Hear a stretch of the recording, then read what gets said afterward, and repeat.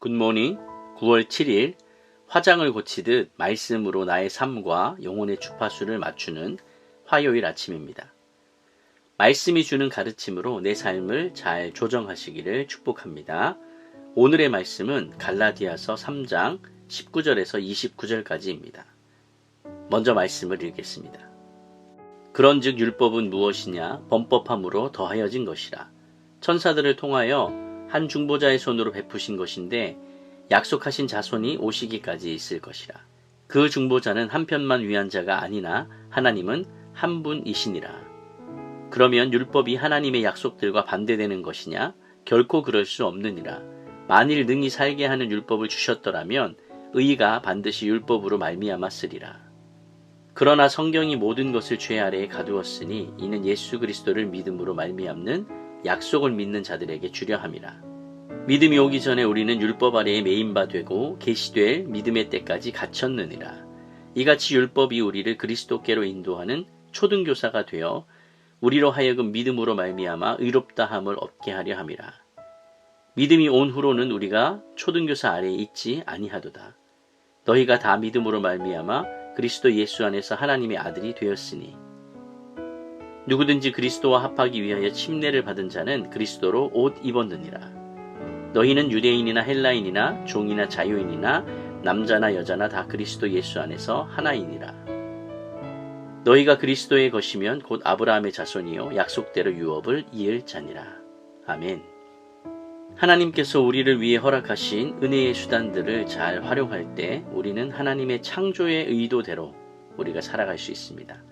하지만 그것을 오해하고 오용하면 도리어 우리를 망가뜨리게 됩니다. 갈라디아 교회는 율법을 오해하고 오용했습니다. 그렇다면 본래 율법의 목적과 그 한계는 무엇일까요? 먼저 우리가 알아야 할 것은 율법에는 제한성이 있고 한시성이 있습니다. 바울은 율법의 제한성에 대해서 말을 합니다. 말 그대로 율법은 제한적으로 사용이 되고 있다라는 말이죠. 19절을 볼까요? 그런즉 율법은 무엇이냐? 범법함으로 더하여진 것이라. 천사들을 통하여 한 중보자의 손으로 베푸신 것인데 약속하신 자손이 오시기까지 있을 것이라. 아멘. 범법함으로 더하여진 것이란 말은 인간의 범죄 때문에 주어진 것이라는 의미입니다. 즉 율법이란 인간이 범죄했음을 깨닫게 하는 역할을 하고 있다라는 말이죠. 그래서 구원을 위해서는 나로서는 역부족이고 누군가의 도움이 필요하다는 사실을 깨닫게 하는 것입니다. 율법은 그 자체로 구원을 얻게 하는 방편이 아니라는 말입니다. 이것이 바로 율법이 가지고 있는 제한성입니다. 그러면 율법의 한시성은 무엇일까요? 바울이 말하는 율법은 중보자 모세를 통해 그리스도께서 오실 때까지 역할을 하도록 주셨던 것입니다.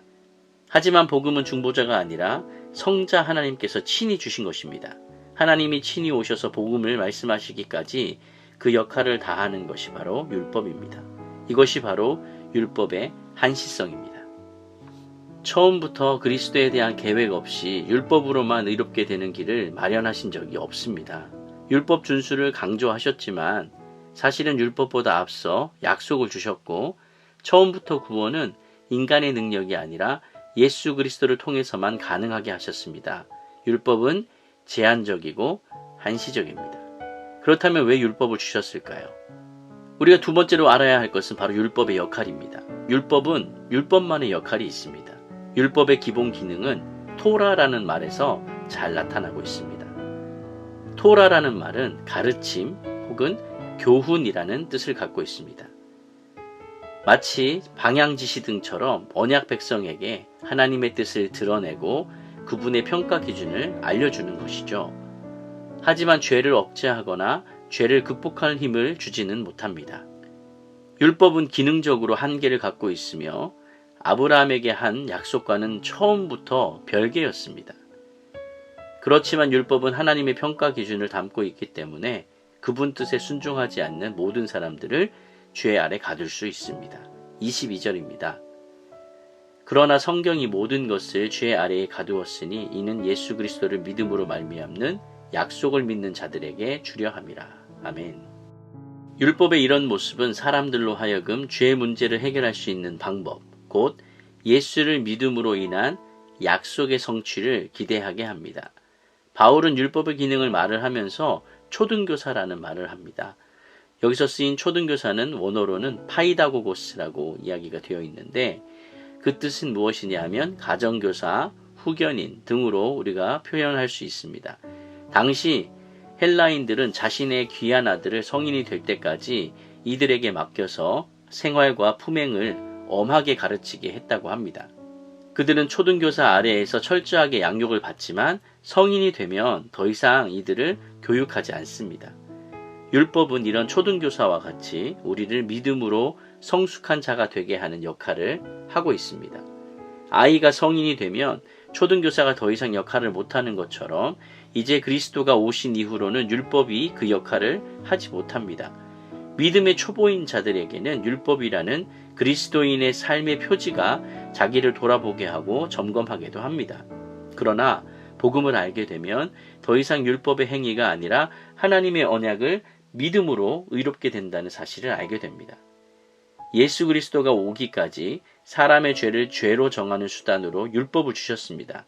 율법은 하나님의 약속을 믿는 자들에게는 자유와 교제의 수단이 되었지만 하나님을 거절하는 자들에게는 정죄의 수단이 됩니다. 하나님의 은혜 없이 그 자체로 생명을 주는 능력이 율법에는 없습니다. 세 번째로 우리가 살펴볼 것은 율법의 한계입니다. 처음에도 말했듯이 율법은 한계를 가지고 있습니다. 제한적이고 한시적이라는 말이죠. 초등교사, 예전 성경에서는 몽학선생이라고 표현을 했습니다. 그 초등교사가 바로 율법이기 때문에 어느 정도까지는 그 영향력 아래에 있지만 장성한 이후에는 초등교사는 그 역할을 끝내고 그 모든 권한은 다시 아버지께로 돌아가게 되는 것이죠. 아무리 율법이 엄하고 우리를 정죄한다 할지라도 결국은 우리를 그리스도께로 인도하는 중개자로서의 역할만 할 수 있습니다. 그러므로 율법이 영향력을 행사할 수 있는 기간은 믿음의 때까지입니다. 23절에 이 표현이 있습니다. 읽겠습니다. 믿음이 오기 전에 우리는 율법 아래에 매인 바 되고 계시될 믿음의 때까지 갇혔느니라. 아멘. 그래서 바울은 믿음으로 우리가 하나님의 아들이 되었다라고 말을 하며 그 신분의 변화를 침례를 통해 그리스도로 옷 입은 것으로 묘사하고 있습니다. 26절, 27절입니다. 너희가 다 믿음으로 말미암아 그리스도 예수 안에서 하나님의 아들이 되었으니 누구든지 그리스도와 합하기 위하여 침례를 받은 자는 그리스도로 옷 입었느니라. 아멘. 마치 아들이 성인이 되면 아버지가 아들에게 옷을 입혀주는 것처럼 그런 표현입니다. 율법은 우리를 아브라함의 자손으로 만들 수 없습니다. 이것을 이루게 하는 것은 오직 그리스도 안에서 성취된 약속을 믿음으로만 가능한 것입니다. 29절입니다. 너희가 그리스도의 것이면 곧 아브라함의 자손이요 약속대로 유업을 이을 자니라. 아멘. 그리스도의 구속의 효력이 미치기 전까지는 모두 율법 아래에 갇히고 매여 있었습니다. 초등교사처럼 율법은 우리를 스스로 구원할 수 없고 그리스도로만 의롭게 될 수 있다는 것을 가르쳐 주었습니다. 그러나 믿음이 온 후로는 그 역할을 할 필요가 없게 되었습니다. 이처럼 율법의 역할은 한시적이었습니다. 말씀을 정리하겠습니다. 예수 그리스도의 구속으로 그분을 믿음으로 율법의 종이었던 우리가 하나님의 자녀가 되었습니다. 그리스도와 연합하여서 죄와 율법에 대하여 함께 죽고 함께 살아났습니다. 이제는 새로운 사람이 되었고 새로운 나라의 백성이 되었으니 그리스도 안에는 아무런 차별이 없습니다. 온전한 자유를 주시는 복음 안에 거하시고 그 복음을 누림으로 참 자유를 선포하십시오. 이 하루 온전한 자유 안에 행복한 하루가 되시기를 예수님의 이름으로 축원드립니다. 아멘.